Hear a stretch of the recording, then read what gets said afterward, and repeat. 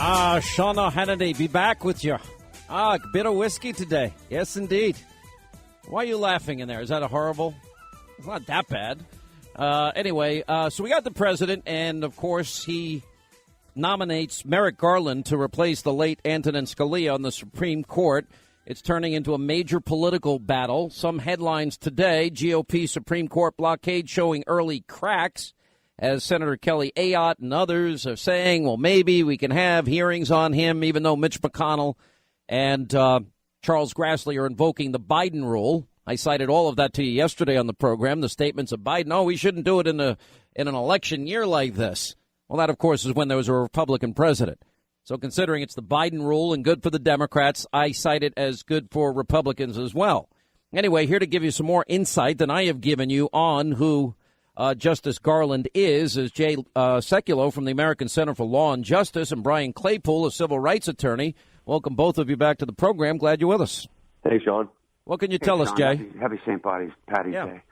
Yeah, you got a nominee that would not have been the nominee if President Obama was in his second year of his second term, because there was no way that he would have nominated Merrick Garland for two reasons. Number one, he is sided with the government multiple times on the issues involving Guantanamo Bay, and that's why you are seeing the left not so happy about this nomination. Number two, he's a bit of a centrist. Now, he's not a conservative, and I think we've got to be clear here. This is not somebody that would be on the Republican shortlist to replace Justice Antonin Scalia.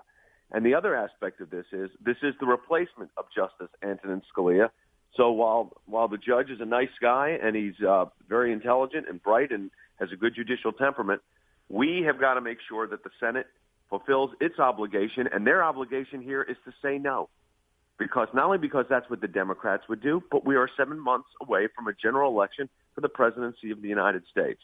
So the idea that President Obama would replace Justice Scalia with Judge Garland, it's just, to me, I understand why he did it. He's the president of the United States, Sean. Look, the Constitution gives him the authority to nominate, but not appoint. And let me just add one thing very, very quickly here. I was speaking with some lawyers yesterday, and they think, well, the president has the right to do this. He has the right to nominate. But the problem is, James Madison wanted the advice and consent clause to actually work differently. He thought that the president should be able to appoint, and then the Senate would have a period of days, 3 days, in which they could override that appointment with 2/3 votes. And the Founding Fathers rejected that so that the Senate would have a co-equal right here, and that co-equal right is advice and consent. And here's the advice: no hearing.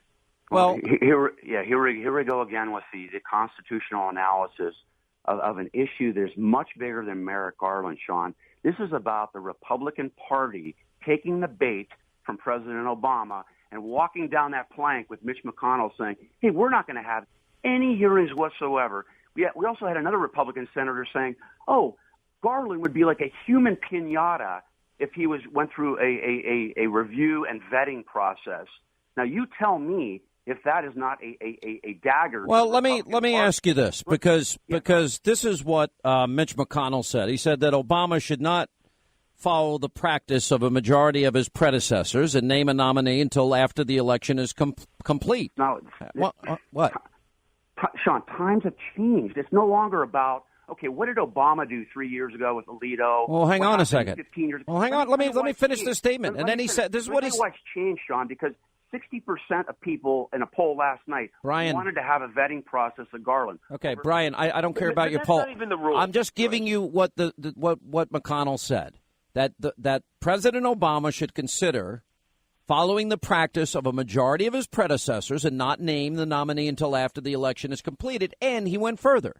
He said the process that is already in doubt in the minds of many will be distrusted by all, and Senate consideration of the nominee under these circumstances is not fair to the president, to the nominee, or the Senate. And then he went on to say that if, in fact, the president insists on this, he and Charles Grassley said the Senate judiciary should not schedule confirmation hearings on the nomination until after the political campaign season is over. What is wrong with what Mitch McConnell said?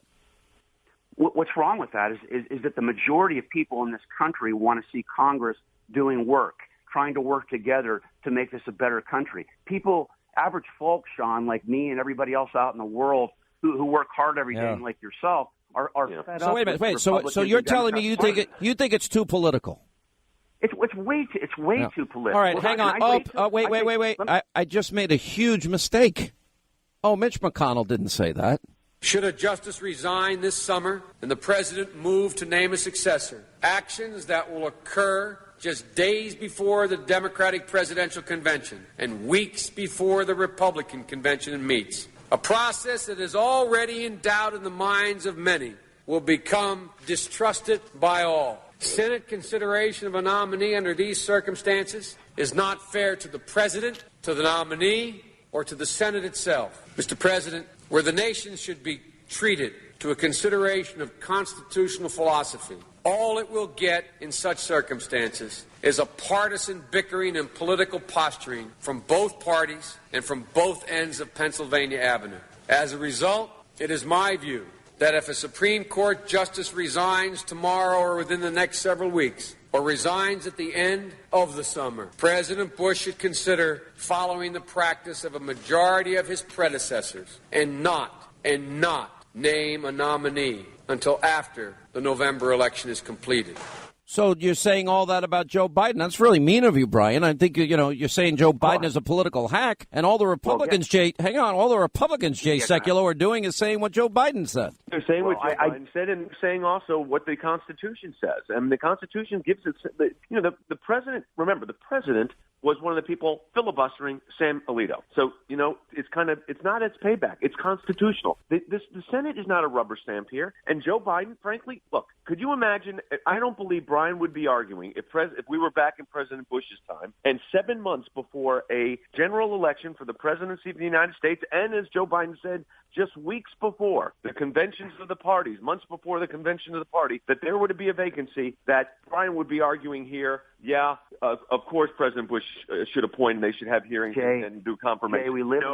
Jay, we live in a different time. Hang on. Joe Biden is so ancient. The problem is the Constitution doesn't. Joe Biden was irresponsible in making that comment. That was an irresponsible comment by Joe Biden. You know what, Brian? But what is the Constitution?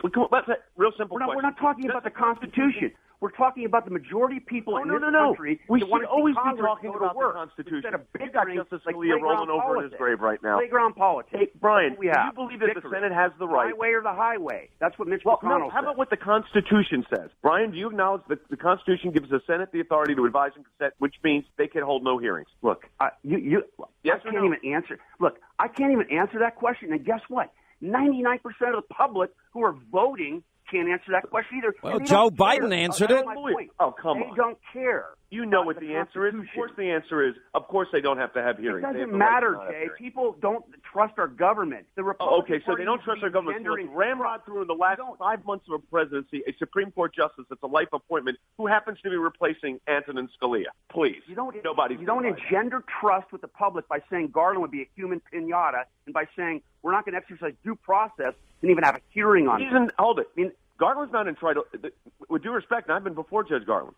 He's not entitled How to responsible here. is it of the United States to not have a Supreme Court justice He's entitled to no on process. a 9-court The Senate decides whether they're going to hear it or not. For a year and a half. We could go another year and a half without a Supreme Court justice. How irresponsible is that of our How many times has that happened? I don't know. Let's ask Joe Biden, because Joe Biden and the Democrats had no problem advancing that argument, did they? That's because, Sean, we had these situations with 8 members of the court before, and guess what? Sean, the public continues. Sean, that's my whole point, though. He's wrong, too. Biden's wrong. Both parties. No, you're only saying it because that was not your message earlier. You said times had changed. And then when I played the tape, Biden's wrong. So you're kind of changing your opinion here. No, and the reason is what you were saying when you thought I was quoting McConnell is that it's politicized. Okay, I'll even concede the point. Yes, it's politicized, and the people that started politicizing it are Obama, who filibustered. Let me finish. Justice Alito.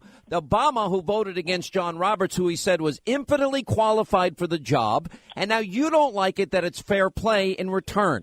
Now, I'm sorry, you can't have it both ways. It's either good for the Democrats, then it's good for the Republicans, or it's not good for the Democrats because they've done it, and then it's not good for the Republicans. So you can't have it all ways. Here's my quick comment to that, Sean. You're exactly right. Okay, I'll give you the benefit. Let's say Obama politicized this by nominating Garland. My point is this. We're on the eve of a general election in November. It's much like like a basketball game where two players are fighting. Like I watched the game last night. I'm a Clippers fan. Chris Paul hits Dwight Howard's head, I'm sorry to hear that, the by the way. See that. Howard hits Paul back, or Paul hits Howard back. The ref calls the technical foul on Paul. Obama made the first foul by politicizing this, and the Republicans, what do? They make the second foul by not even having a hearing, and that could be detrimental come general election time because they were the last one completely consistent with the United States Constitution, Sean. At the end of the day, that's the governing doctrine here, and the governing document, not, well, times have changed. Because you know what? Jay, people don't care about the governing document. They don't trust the government. They want to trust. So you think they're going to trust the government? All right, let me ask another question because we're running out of time. Yeah. What is so bad about the American people being fully conscious and aware that the next president will get to appoint the open Supreme Court nominee slot? In other words, why not let the people decide who they would like to make that decision, considering the court and its balance? The court hangs literally ideologically in the balance. Why not let the people decide? Because you don't want the people to decide. Okay. Exactly. John Kasich said in his speech after he won the Ohio primary, he actually made a great speech, Sean. You know what he said? Hey, for all those nurses out there that are working extra hours to help people. What does that have to do with my question? What do the nurses have to do with my... Wait, you not answer my question. Why not let the people decide with their votes in this election coming up? Let them decide. No average folk can relate to Congress. Oh, people are stupid. The people are dumb. Wait a minute, Jay, did you hear that? People are stupid. Yeah. Only elites like... Smart enough to figure out that people are stupid. The balance, and that might affect your general election for President of the United States. Please. The average folk let's give the American people a little bit more credit. Here's what it is. The Supreme Court is now an issue in the presidential campaign. Republicans will have it as an issue. Democrats are going to have it as an issue. If the country elects a Democrat, it'll be a nominee from the Democratic side. If the Republicans if the Republicans win the election, it will be a Republican nominee. That's the way the system works. That's the way the founders designed the Constitution. That's the deal. And things don't get to change just because you don't like the fact that the Democrats may not be in authority or in power in, say, 10 months. All right, I gotta let it go there. Thanks, Sean. Appreciate you both being with us. You bet.